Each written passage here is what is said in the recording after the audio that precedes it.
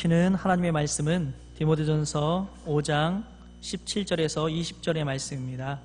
디모데전서 5장 17절에서 20절입니다. 제가 가진 성경 신약성경 341페이지에 있습니다.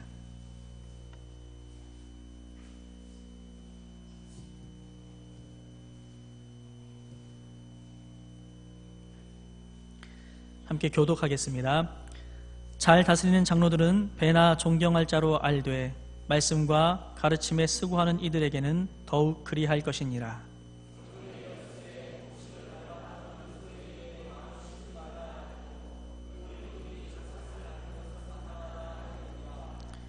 장로에 대한 고발은 두세 증인이 없으면 받지 말 것이요 범죄한 자들을 모든 사람 앞에 꾸짖어 나머지 사람들로 두려워하게 하라. 아멘. 시간 권위에 대한 존중이라는 말씀의 제목으로 전영호 목사님 말씀 전해주시겠습니다. 할렐루야. 네. 우리 1월달하고 2월달에는 헌신 예배가 격주로 있는데 그 격주로 사이에 제가 말씀을 이렇게 전하게 됩니다. 헌신 예배는 헌신 예배대로 또 좋은 목사님도 오셔서 우리에게 유익한 말씀 나눠주실 줄 믿고 또 그 사이에 있는 이 시간에는 이렇게 디모데서 계속해서 보도록 하겠습니다. 우리 원래 그 표가 뭐죠? 네, 한번 해야 되겠습니다. 점심 넘었겠으니까. 제가 기도에 손을 들고 하면 여러분이 승리하게 하소서. 우리 세 번 하겠습니다. 제가 하겠습니다. 기도에 손을 들고 승리하게. 기도에 손을 들고. 기도에 손을 들고 승리하게 하소서. 아멘. 네. 자, 제가 한번 기도하겠습니다. 아버지여, 오늘 이 시간 오후 예배 저희들 드리게 하심을 감사드립니다. 이 말씀을 우리 하나님 축복해 주셔서 우리 성도들에게 유익하고 정말 살과 피가 되는 말씀이 되게 해주시고 우리 성경의 정신을 우리의 마음에 내면화할 수 있도록 도와주시기를 원하옵나이다. 부족한 종을 사로잡아서 사용해 주시기만을 원하오며 이 시간을 주님께 의탁하고 예수님의 귀하신 이름으로 기도드립니다. 네.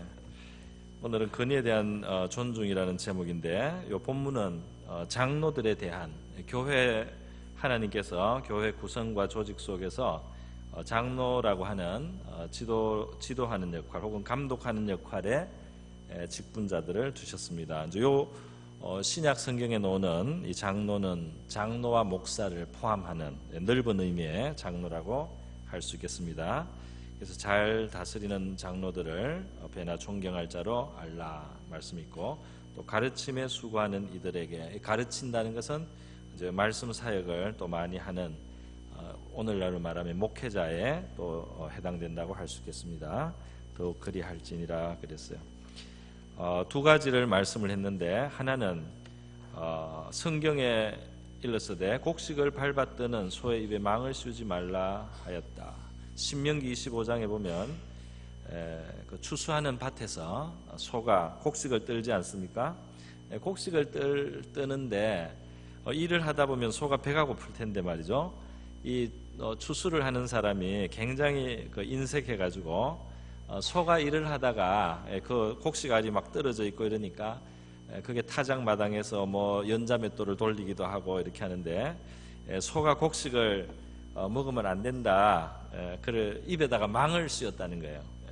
그래서 소가 일하다가 배가 고픈데 먹지도 못하게 하면서 일을 시키는 그런 일이 있어서는 안 된다. 이렇게 이스라엘의 그 인의 법이라고도 할 수 있습니다. 농사를 지을 때 그런 정신으로 해라. 그러면 이 법은 소만을 위해서 기록된 게 아니고 사람들이 일꾼을 쓸 때 그 어떤 뭐 일을 많이 할 때 농사 지을 때 일손이 필요하지 않습니까? 일을 할 때도 그 사람들을 수고를 하게 하면서 그 눈앞에 있는 것을 먹지도 못하게 이렇게 해서는 안 된다. 거기서 또 한 걸음 더 확장해서 이제 교회에다가 적용을 해서 사역자들이 풀타임으로 교회 일을 하는데 그게 교회에서 사례를 받는 것에 대해서 마땅한 것으로 생각하라 그렇게 이제 말씀을 하는 거예요. 왜냐하면은 이 사역자들이 사례를 받고 이제 교회 봉사를 하기 때문에 그것이 어떤 사람에게는 권위에 있어서 마이너스로 이렇게 그것을 받아들이는 사람들이 간혹 있습니다. 그러니까 사역자들은 이렇게 신앙생활을 우리도 하고 하는데 왜 사역자들은 또 특히 돈을 받고 하느냐라든지 이렇게 생각하는 사람들이 간혹 있어요. 많지는 않고 어쩌다가 있는데 그렇기 때문에 그 사역자들이 하는 일은 그냥 직업으로서 한다 이렇게 하고 거기에 대해서 이제 권위에 대해서 그것을 손상을 주는 이제 그런 경우가 있습니다. 그런 사람들은 예를 들면 사도 바울이 고린도 교회 사역을 할 때 사례를 받지 않고 천막을 치면서 천막을 만들어서 팔면서 그렇게 자비량 사역을 했습니다. 이제 그런 성경 구절도 있고 하니까 이렇게 자비량을 해서 사역하는 것이 더 순수한 거고 자비량으로 이렇게 사역하는 것이 그런 사람은 참 존경할 수 있겠다. 그러나 당연히 사례를 받고 이렇게 사역하는 거야 뭐 자기들 직장생활 하는 거지 이렇게 생각하는 그렇게 권위에 대해서 마이너스로 그것을 보는 잘못된 이제 관점이 있습니다. 사도 바울이 그 자비량을 해야 됐던 것은 고린도 사회가 굉장히 그 뜨돌이들이 많았어요. 뜨돌이 철학자들이 많아서 그들은 정말 자기의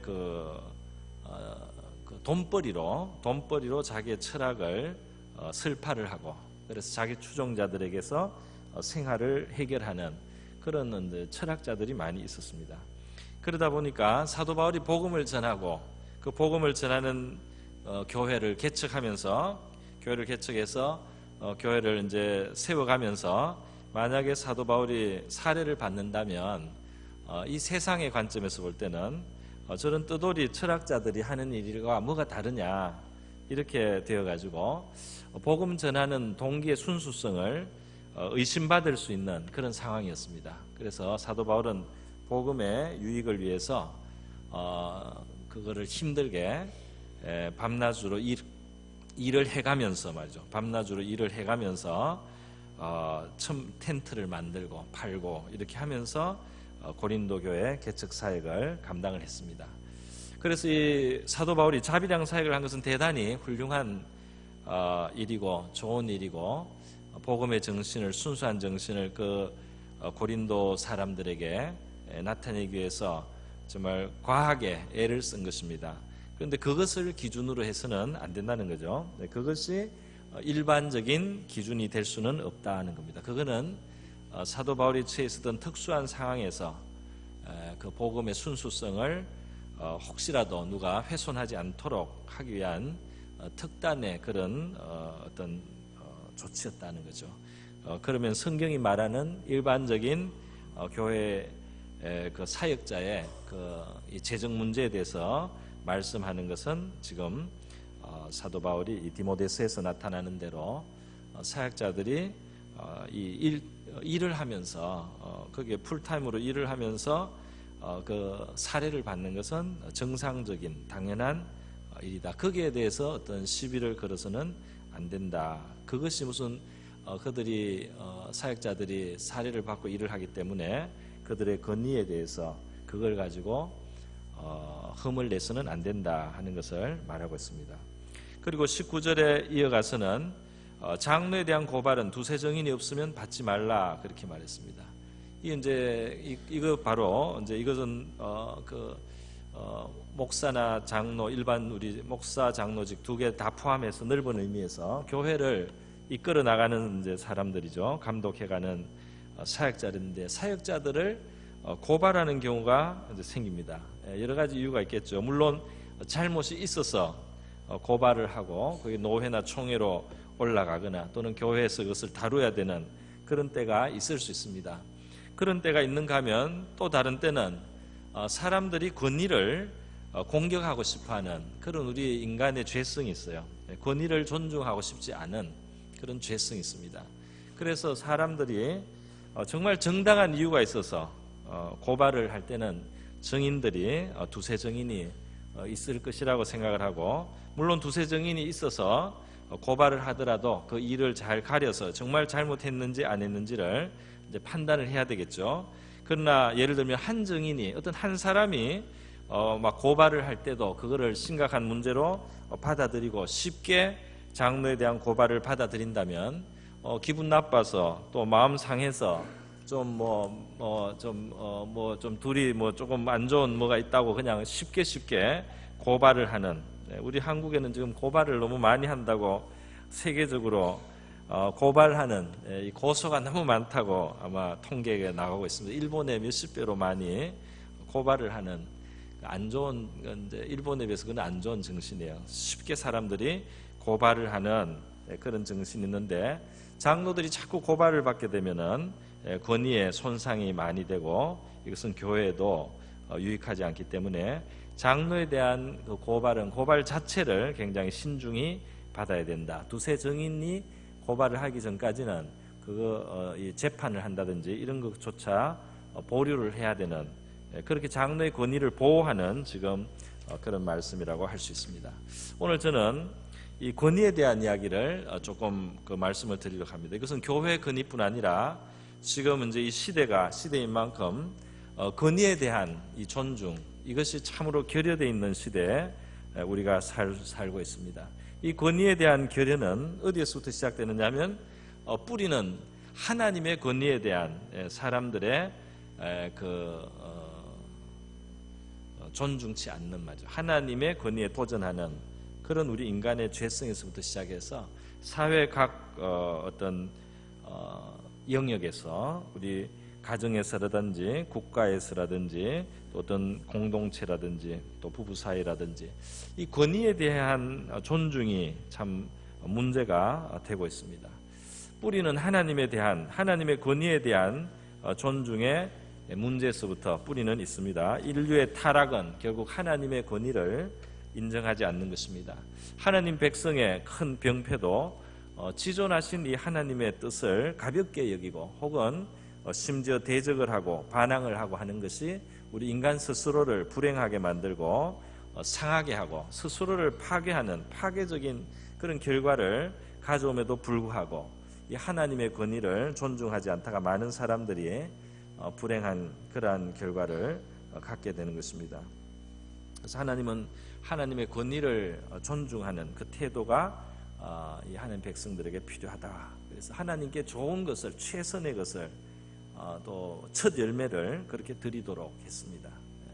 이스라엘 백성들이 그 함부로 하나님 앞에 쉽게 하나님을 아주 소홀하게 대해가지고 이 제사를 드릴 때 병든 거라든지 다 죽어가는 거라든지 기형인 이런 동물로 제사를 드리고 좋은 것은 자기들이 갖고 이렇게 병들고 다 죽어가는 것을 하나님 앞에 바쳐서 때우고 말이죠. 이렇게 할 때 하나님께서 그것을 지적하신 사례가 말라기에 나옵니다. 하나님을 존중하지 않는 거예요. 그래서 하나님께서 이런 것을 총독에게 한번 드려보라. 총독이 받겠는가. 우리가 하나님 앞에 어떻게 하나님을 대하는 것이 좋은 것인가 했을 때 하나님을 우리가 아버지로 여기고 친근히 여기기도 해야 되지만은 하나님을 지극히 존귀하신 분으로 만유의 대주제이시기 때문에 우리 하나님을 경외하고 존중하는 마음으로 대해야 되는 겁니다. 그런데 이 세상에 두신 하나님의 이 질서 가운데 이 하나님은 국가라든지 국가사회 또는 가정이라는 이런 공동체 속에 또 교회도 마찬가지입니다. 이 질서를 돕고 누군가는 권위를 가지고 좀 감독하고 이끌어가는 입장에 있고 또 그것을 따라가줘야 되는 이런 질서 관계로 모든 것이 되어 있습니다. 우리가 이 질서가 잘 잡혀 있는 한국 사회에 살고 있어요. 한국은 안보가 굉장히 치안이 굉장히 좋은 세계적으로 이게 탑 클래스에 있습니다. 한국 치안은 세계 최고 수준의 치안 국가에 우리가 살고 있어서 우리가 잘 지내고 있는데 많이 누리기 때문에 그냥 우리는 당연하게 생각하죠. 그러나 우리가 좀 다른 나라에 가보면은 막 길거리에서 강도가 막 뺏어가고 말이죠. 또 뭐 깡패가 다스리는 지역이 있고 말도 못하는 그런 험한 세상이 있는 거예요. 근데 한국은 거기에 비해서 굉장히 치안이 잘 되어 있습니다. 그러니까 이 질서를 우리가 굉장히 많이 누리는데 누리다 보니까 너무 당연하게 생각해서 이 치안과 이런 질서가 있게 하는 거는 뒤에 공권력이 있는 겁니다. 공적인 권력이, 국가 권력이 이것을 잘 운영을 하고 있기 때문에 이것을 우리가 많은 혜택을 누리고 있는 거예요. 사람들은 요즘에 영화나 이런 데 보면은 가끔 이 공권력을 굉장히 그 위에 있는 사람들은 나쁜 사람들이고 도둑놈이고 다 그냥 악당으로 이렇게 나오고 밑에 법을 어기는 사람은 다 이유가 있고 정당하게 이렇게 나오는 이런 영화나 이런 게 있는 것은 사실은 조금 조심해야 될 바가 있습니다. 물론 생각이 더 그거를 소화해낼 수 있는 사람도 있지만 어린 애들이 볼 때는 그것이 공권력에 대한 또는 권리에 대해서 굉장히 그들이 가져야 될 리스펙트, 존경을 갖지 못하게 하는 위험이 있는 문화예요. 그렇기 때문에 그런 것은 좀 조심스럽게 저는 상당히 좀 우려되는 마음이 없지 않습니다. 공권력이 그 정의롭게 행하는 것들에 대해서 우리가 격려를 해야 되고 또 그런 사람들을 부각시켜주고 그렇게 해서 좋은 방향으로 갈 수 있도록 참 유도를 해주면 좋지 않겠나 그런 생각이 듭니다. 우리 예전에 LA에서 그 폭동이 일어나지 않았습니까? 폭동이 일어났습니다. 뭐 흑인에 대해서 이 공권력이 너무 심하게 다뤘다는 그 이유가 이제 자극이 됐는데 일단 폭력이 일어나고 나니까요 어떻게 됐느냐면 흑인의 뭐 보호 이런 걸 떠나서 그냥 한국 슈퍼도 다 틀리고 그냥 막 깨고 들어와서 다 들고 나가고 그냥 도덕과 강도가 그냥 누가 평소에 멀쩡하던 사람들이 강도짓을 하고 막 이러는 거예요. 이 질서가 무너진다는 것은 상당히 이 무정부 상태가 된다는 것은 굉장히 사람들이 많이 해를 받는 일인데요. 질서가 이렇게 잡혔을 때 평안하니까 진짜 여유가 있어요. 그래서 공권력을 삐딱하게 자꾸 이렇게 들여다보는 그런 경우들도 있는 것 같습니다. 부모의 권위, 또 국가 지도자, 또는 어떤 교회의 교회 장로들 이렇게 질서를 세워나가는 사람들의 그 수고라든지 또 그들의 그 어떤 책임이라든지 그들이 감당하고 있는 그런 몫에 대해서 기본적으로는 존중해야 된단 말이죠. 존중하는 태도, 존경하는 태도를 가지는 것이 필요하다는 겁니다. 그러니까 자라난 애들은 특별히 그걸 좀 배워야 해서 기본이 돼야 되는 거예요. 그런 존중을 배우기 전에 반항을 배우고 말이죠. 또 막 조롱하고 막 막말을 하고 욕하는 것도 배우면은 이 토양이 굉장히 거칠어져서 인격적으로나 여러 가지 문제가 생길 수 있습니다. 제가 전에도 한번 말씀을 드렸지만은 제가 영국에 있는 동안에 영국 사회의 그 질서에 대해서 한번 생각해 볼 기회가 있었습니다. 우리가 아는 그 찰스 황태자의 부인 다이애나 황태자 비라는 여자가 있었는데 굉장히 화려하고 외부 활동도 많이 해서 아주 인기 스타처럼 그렇게 지냈어요. 근데 이 여자가 불행한 것은 이 찰스 황태자가 바람을 폈습니다. 바람을 펴서 다른 여자하고 정말 바람이 난 상태로 그냥 사는 겁니다. 그래서 참 왕실에 부끄러운 일이죠. 그런데 이 다이애나 황태자비가 화가 나가지고 그렇게 살다가 참 강단에서 말하기 참 그렇네요. 이 황태자비가 맞바람을 폈어요. 그렇게 돼가지고 그냥 굉장히 부끄러운 상황이 됐습니다. 그런데 그러다가 교통사고 나서 다이애나 황태자비가 죽었어요. 그 교통사고가 무슨 음모일 것이다 이런 이제 추측을 하는 사람도 있긴 하지만 뭐 공식적으로는 그냥 사고로 죽었습니다. 죽었는데 전 국민이 이 여자를 애도를 했습니다. 그 불행했다 이렇게 생각하고 이제 애도를 해줬어요. 그런 가운데 이제 죽은 사람의 유물을 처리하는 데 있어서 그 다이애나 황태자비의 집사였던 그 영어로는 버틀러라는 그 직분이 있습니다. 이제 그 하인들 중에 최고 이제 위에 있는 사람입니다. 버틀러가 이 유품을 좀 잘못 이렇게 어떻게 했다는 그런 혐의가 있어서 조사를 받게 된 거예요. 그래서 그 조사가 진행이 되는데 이제 조사를 진행하다 보니까 자꾸 다이애나 황태자비의 사생활이 자꾸 나오는 거예요. 사생활이 자꾸 나왔어요. 그래서 이제 수사가 진행되면서 뭐 이런 일 저런 일이 자꾸 드러나니까 말이죠. 사람들이 이제 가십거리가 되는 거죠. 이야기가 이제 많아지는데 그렇게 되다가 어느 날 갑자기 그 엘리자베스 여왕이 명령을 내렸습니다. 무슨 명령이냐 하면 수사를 중단하라 명령을 내렸어요. 이거는 이 왕실의 그 권위를 추락시키는 일이다. 이거는 지금 이 사람의 잘잘못을 따지는 일보다 이 왕실의 권위를 이렇게 추락시키고 이런 걸 자꾸 그 치부를 자꾸 드러내는 것은 우리 국가에 큰 해가 된다. 이래가지고 엘리자베스 여왕이 말이죠 수사 중단 명령을 딱 내렸어요. 그래서 어느 날 뉴스 시간이 되니까 앵커들이 오늘 엘리자베스 여왕이 수사 중단 명령을 내렸습니다. 이 말만 딱 하고요. 그게 끝이었어. 그리고는 그 이야기는 아무도 안 해요. 아무도 안 하더라고요. 그냥 그걸 당연하게 받아들이는 거예요. 사람들이 여왕이 그만두라고 하면 그만둔다. 그래서 제가 충격을 받았습니다. 왜냐하면 우리는 이 국가 권위나 특히 국가 지도자에 대해서 우리는 그동안 많이 저항을 하고 싸우고 이런 이제 것을 통해서 민주화나 뭐 이런 과정이 있었기 때문에 우리는 마땅히 가져야 될 정도의 사실은 이 권위에 대한 존중이 지금 부족한 수준으로 가지 않는가 이런 우려가 사실 됩니다.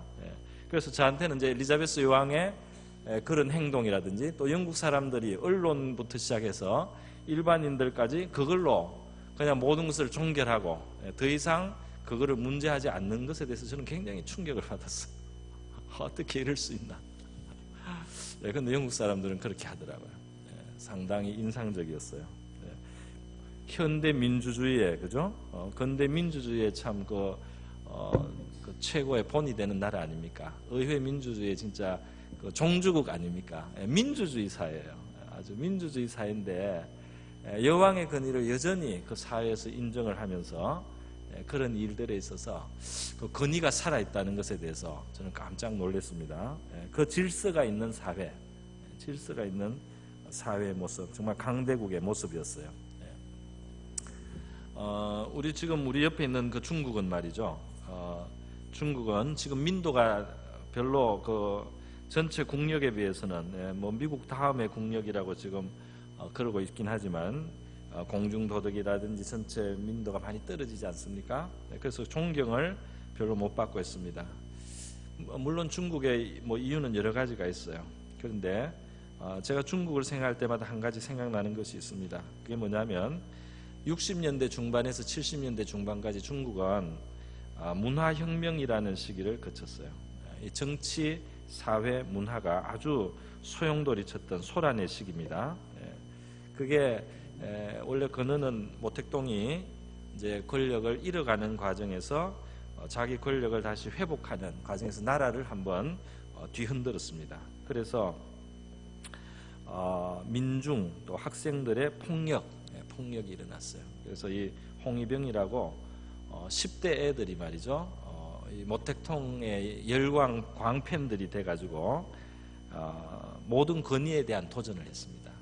그래서 선생님 또 마을 마을의 권위 있던 뭐 사람들 또 무슨 종교의 사역자들이라든지 또 심지어 부모라든지 인민재판을 가차없이 진짜 시도 때도 없이 10년 동안 그 나라가 권위를 짓밟는 그런 행동을 했어요. 애들이 이제 어른들 뺨을 치고 그랬습니다.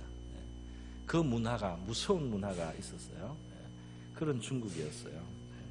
그 앞에 있었던 유지들이라든지 선생님, 권위 있는 직위에 있었던 사람들, 관료들, 교수들 인민재판을 많이 당하고 정말 죽기도 많이 죽고 그렇게 나라를 뒤흔들어서 그때 한번 중국이 다시 모택동이 복권을 하고 그때 아마 모택동이 그렇게 안 했으면은 등소평이나 이런 사람들이 그때 이미 자리를 잡아서 아마 중국이 더 빨리 혹시 발전했을지는 모르겠습니다. 어쨌든 이렇게 권위를 막 무너뜨리면서 정치적으로 중국이 그렇게 갔어요.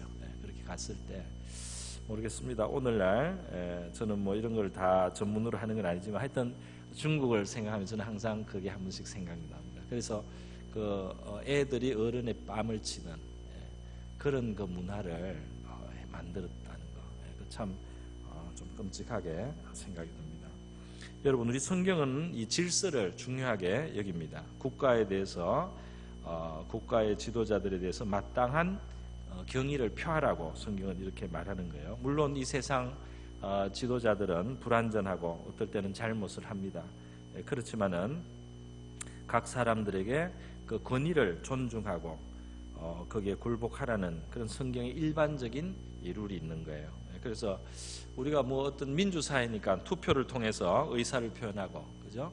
권력을 바꾸기도 하고 이렇게 할 수 있지만, 이 국민들의 마음과 태도 속에 말이죠, 이 위에 있는 지도급에 있는 권위를 가지고 있는 사람들에 대한 모독이라든지 이러한 어떤 정신들을 조심하지 않으면 안 된다, 그렇습니다. 그러니까 이 위에 있는 사람들을 모독하고 아주 씹으면서 말이죠, 그걸로 쾌감을 느낀다든지 이런 것은 우리의 죄성과 관련이 되기 때문에 조심을 해야 된다는 겁니다. 심지어 성경은 이 국가 지도자들에 대해서 하나님의 사자라는 표현을 했어요. 그래서 선을 이룬다, 그들은 악을 제재하는 일을 하고 그리고 선을 이루는 일을 한다. 그를 두려워하라. 그가 공연히 칼을 가지지 아니하였으니 곧 하나님의 사자가 되어 악을 행하는 자를 위하여 보응한다. 그러니까 이 국가의 범죄자들을 잡아가지고 처벌하는 그런 시스템이 그래도 정상적으로 돌아간다면 그 사회는, 그 지도자들은 그 존중을 받을 필요가 있습니다. 전도서 10장 20절에는 심중에라도 왕을 저주하지 말라는 말씀이 있습니다. 권위에 대한 우리가 안에서부터 존중하는 그런 자세가 필요하다는 겁니다. 이런 권위에 대한 그 존중의 정신은 국가에뿐 아니라 부모에게도 있는 거죠. 그래서 부모를 공경하라, 그렇게 한 겁니다. 낳아준 어미, 그 아비를 기쁘게 하고 그들에 대해서 존중을 표하라. 하나님께서 그렇게 명령을 하시는 거죠. 그러면서 부모의 권위를 존중하고 그들을 이렇게 효를 행하는 자들은, 부모를 안으하는, 부모를 공경하는 자들은 이 땅에서 축복을 하나님이 약속해 주셨어요. 부모를 공경하는 자들 축복을 약속해 주셨어요. 우리 유교에도 효는 강조되는데요, 하나님은 축복을 약속해 주셨습니다. 그러니까 우리 기독교 신앙은 효도하는 참 그 진리의 종교랄까요? 그렇게 말할 수 있겠습니다. 권위에, 부모의 권위에 대해서도 있고요. 그 다음에 연장자에 대한 권위를 인정하라 하는 성경의 말씀도 있습니다. 레위기 19장 32절에 보면 너는 샌머리 앞에 일어서고 노인의 얼굴을 공경하며 내 하나님을 경외하라, 이렇게 말씀하고 있어요. 샌머리, 머리가 허옇게 새신 분들 앞에 일어나라, 그렇게 되어 있습니다. 그 앞에 떡 버티고 있지 마라. 경로석을 만들어 놔야 되겠죠. 당연히 잘 만들어 놨습니다. 외국의 문명학자가 한국에 와서 칭찬을 하나 하고 갔어요. 한국에 있는 이 효도 문화 말이죠. 또 노인을 공경하는 이 문화는 세계 인류에 기여할 수 있는 좋은 문화다. 이 한국이 세계에 기여한다면 기여할 수 있는 그 좋은 문화 중에는 이 노인을 공경하고 노인들에게 그 경의를 표하는 이 문화가 세계에, 정말 세계를 유익하게 할 수 있는 그런 문화라고 칭찬한 경우가 있습니다. 성경은 바로 이러한 것을 장려를 하고 있다는 것입니다. 부부 사이에서도 남편을 그 권위를 머리로서 존중해 주라고 또 성경은 말하고 있습니다. 남편이 항상 부인보다 똑똑하거나 더 뭘 잘하지는 않을 텐데 그럼에도 불구하고 남편을 머리로서 존중을 하라. 그래서 이 질서가 있게 하라고 말씀을 하고 있습니다. 제가 아는 어떤 그 가정은 말이죠, 그 가장이신 아버님이 평생 직장이 거의 없었습니다. 아주 젊었을 때 잠시 있었어요.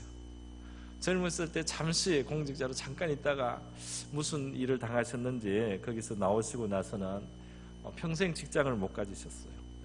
사람은 정말 좋으신 분이었습니다. 참 훌륭한 인격자였어요. 그런데 이상하게 직장은 못 가지셨어요. 그래가지고 자기의 그 어떤 배운 것도 있고 해서 더 이렇게 참 가족을 위해서라면 좀 험한 일도 해야 될 것 같은데 그걸 못 하셨어요. 그래서 그냥 집에서 늘 그냥 계셨습니다. 그리고 그러니까 고생은 어머니가 다 했습니다. 어머니가 진짜 막일부터 해가지고 진짜 오만 일을 다 하시면서 이 세 자녀를 키웠어요. 제가 그걸 가까워서 봤거든요. 근데 그 집에 제가 놀러를 가면은 그 어머니가 정말 훌륭하다고 저는 느꼈습니다. 그 아버지를 너무나 깍듯하게 대해 주시는 거예요. 그 아버지를 그 어머니가 대하는 것이 너무나 공손하고 참 좋았어요. 보기가 참 좋았습니다. 그러니까 제가 이제 뒷이야기로 들으니까 그 자녀들 중에 좀 그래도 뭐라고 할까, 좀 뭐라고 할까, 성질이 있는 아들이 하나 있었어요. 그 이 아들이 어느 날 아버지한테 대놓고 이제 말을 했답니다. 이럴 수 있느냐고. 어머니는 이렇게 진짜 어디 나가서 진짜 온갖 일을 다 하고 이렇게 집을 건사를 하는데 어떻게 아버지는 멀쩡하신 분이 좀 낮춰서 좀 일을 하지 않고 이렇게 노시냐고. 진짜 아버지 진짜 무책임하다고 막 이렇게 좀 그렇게 했는데 그 어머니한테 이 아들이 얼마나 혼이 났는지 모른대요. 그 어머니가 그 아들을 너무 심하게 이제 혼을 냈다는 거예요. 그 어머니가 고생을 하는데 고생하는 분이 혼을 내니까 자식도 이제 더 말을 못 합니다. 그 어머니가 아버지한테 그러면 안 된다고 그 아들을 굉장히 혼내서 그 다음부터 이제 자식들이 그렇게 못했다는데요. 근데 그 집안에 이제 세월이 그동안 많이 지나서 보니까 그 자녀들도 다 잘 되고 말이죠. 좋은 날이 왔어요. 할렐루야. 저는 그 어머니를 존경합니다. 참 훌륭하다는 생각이 들고 그렇게 그 질서를 지키는 그 모습이 그런 건 하나님이 정말 상 주실 만하지 않는가 그런 생각이 들었어요. 어쨌든요, 그렇게 이 존중을, 질서를 존중하는, 권위를 존중하는 것이 참 아름답고 하나님은 그런 것을 축복하신다는 것을 우리가 기억해야 되겠습니다. 장로의 권위에 대한 존중의 말씀인데요, 제가 좀 확대해서 한번 권위에 대한 말씀을 나누어 봤습니다. 함부로 지금 고발을 하지 말라 말이죠. 함부로 고발을 하지 말라. 함부로 고발하는 그 태도 속에는 잘못된 것이 있을 수 있기 때문에 우리가 권위에 대해서 진짜 우리가 그 포지션에 가서 있어 보면은 나름대로 그 애로가 있고 고충이 있고 거기에 참 수고하는 것이 있는데 그런 것을 몰라줄 때가 많습니다. 그냥 위에 있는 사람들에 대해서 저 사람들 뭘 누리기만 하고 뭘 안 하는 것처럼 이렇게 생각을 하고 쉽게 비난을 하고 싶은 그런 우리 인간의 마음이 있어요. 이거 왜 죄성과 관련이 됩니다. 권위에 대해서 먼저 합당한 존중을 하고 있는가 그런 것을 우리가 돌아볼 필요가 있습니다. 예레미야 예가 4장 16절에 보면 이스라엘의 심판이 떨어진 상황이에요. 그때 하나님의 말씀에 이런 게 있어요. 여호와께서 노하여 그들을 흩으시고 다시는 돌보지 아니하시리니 그들이 제사장들을 높이지 아니하였으며 장로들을 대접하지 아니하였음이로다. 이들이 제사장이나 장로들 그 권위를 존중하지 않는 사회였다. 그걸 지적을 하고 있어요. 그런데 흥미로운 게 있습니다. 그게 뭐냐 하면은 그 앞에 보면은 하나님은 이 제사장이나 선지자들 그 지도자들이 잘못한 것도 책망을 했어요. 그러니까 제사장, 장로, 선지자들이 잘못이 있어서 하나님 앞에 화를 불러오는 잘못을 한 사람들이 많이 있었어요. 그래서 하나님은 그거를 벌을 주고 막 그랬습니다. 그러나 그러면서 동시에 하나님은 말이죠, 제사장을 높이지 않고 장로들을 대접하지 않은 백성을 또 잘못했다 그러는 거예요. 참 이상하지 않습니까? 그러니까 제사장, 선지자 이런 사람들이 문제가 있었단 말입니다. 문제가 있으니까 하나님은 그들을 잘못했다고 막 책망하고 벌을 내리고 하지만은 그렇다고 해서 권위를 무시한다든지 멸시하는 정당함은 생기지 않는다 말이죠. 물론 그걸 바로 해야 될 일은 바로 하도록 노력을 해야 되지만은 그것을 업신여기고 함부로 하는 것은 여전히 죄가 된다. 그러니까 우리가 참 쉽지 않습니다. 쉽지 않아요. 그러니까 이 마음 속에 우리가 정말 권위에 대한 정당한 존중을 가진 상태에서 바로 잡으려고 해도 바로 잡고 건의를 하기도 하고 이렇게 문제를 할 수는 있습니다. 그러나 막 업신여기고 모독하고 멸시하고 이렇게 하는 그 권위를 그렇게 막 짓밟는 그런 가운데 이렇게 막 즐거워하는 인간의 죄성이죠. 이거는 하나님이 죄악으로 보신다 말이죠.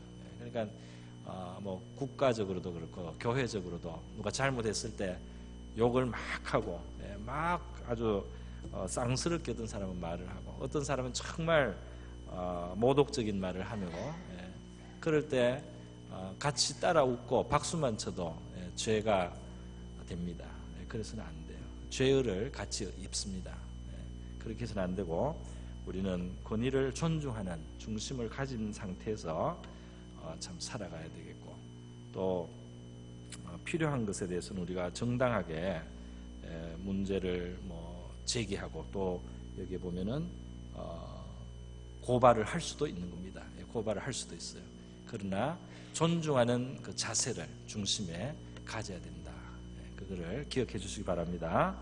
우리 다 같이 기도하겠습니다. 이 시간 기도할 때 우리 국가적으로, 사회적으로, 교계적으로 또 가정적으로 우리가 권위를 존중하는 하나님의 이 세계 속에 권위를 존중하는 그런 고급한 문화와 정신을 우리가 가지고 질서를 지키면서 그렇게 우리가 살아나가고 또 문제는 우리가 다루어야 되지만 권위를 항상 존중할 줄 아는 그런 바른 정신을 우리 가질 수 있게 해달라고 또 우리 권위를 가진 교계 지도자, 우리 교회와 우리 한국의 국가적인 지도자들이 정말 그 권위를 바르게 잘 행사하는 좋은 지도자들이 될 수 있도록 우리 기도해야 될 또 우리의 의무도 있다고 생각합니다. 우리 한번 교회와 나라를 위해서 한번 이 시간 기도하겠습니다.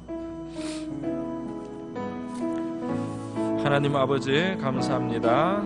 권위에 대해서 주님 존중하라고 우리 하나님의 말씀은 말씀하고 있는데 오늘 저희들은 주님께서 우리 개인의 권리나 이런 것은 너무나 참 중요하게 생각하면서 하나님이 국가적인 또는 교계적인 이러한 일들에 권위를 대적하거나 함부로 하거나 또 조롱하거나 멸시하는 이런 좋지 않은 아버지 그러한 문화도 있습니다. 하나님 아버지 우리가 권위에 대한 존중하는 아버지 그런 바른 그러한 겸손한 자세를 가질 수 있도록 도와주시고 하나님의 권위가 다 무너지고 질서가 무너지면 주님께서 우리에게 있는 것이 해로운 것들로 주님 우리가 사회적으로나 국가적으로나 교회적으로 해를 서로 주고받을 수밖에 없습니다. 주님 우리 지도자들을 위해서 늘 기도하는 저희가 되게 하옵소서. 가정에서도 주님 권위를 존중할 수 있도록 도와주시기를 원하옵나이다. 주님이 우리 연장자들을 또 존중하고 깍듯이 대하는 주님 그러한 반듯한 주님 그런 우리 마음의 자세를 우리가 가질 수 있도록 도와주시기를 원합니다. 교회에 하나님 인도하고 이끌어가는 아버지 이러한 직분자들에게 우리가 그 권위를 인정해 주면서 하나님 아버지 그것을 존중해 줄 수 있는 주님 그러한 정신을 가질 수 있게 우리 가정들도 남편 또는 가장의 권위 아버지의 권위를 잘 세울 수 있도록 도와주시기를 원하고 바라옵나이다. 하나님 아버지 감사합니다. 주님 우리 국가적으로도 주님께서 이 권위에 대한 아버지의 그러한 모독과 맹수와 이와 같은 것들이 너무나 이제는 아버지 만연하게 되었습니다. 주님께서 권위가 잘 세워질 수 있는 우리 대한민국이 되게 해주시고 정말 아버지 바른 질서가 세워지는 우리 대한민국이 될 수 있도록 도와주시기를 원합니다. 우리 가정들에도 아버지 권위가 잘 세워질 수 있게 도와주시고 우리 교회 안에서도 주님 교회에 이끌어가는 당회나 또 아버지 중직자들의 그 건의가 잘 세워질 수 있기를 원하옵나이다. 하나님 아버지 저희들 바른 질서를 가질 수 있도록 도와주시고 하나님이 우리가 건의를 대적하거나 건의를 짓밟거나 무시하거나 업신여기는 하나님 그러한 속에 우리 죄성으로 하나님이여 그렇게 빠지지 않도록 좀 도와주시기를 원하고 바랍니다. 주님 우리의 정신이 건전하고 건강한 정신이 되게 하여 주시옵소서. 우리의 마음과 생각이 건전하고 건강할 수 있도록 도와주시기를 원하옵나이다. 건의가 잘 세워진 우리 교회가 되고 건의가 잘 세워진 우리 사회가 되고 건의가 잘 세워진 우리의 국가가 될 수 있도록 도와주시옵소서.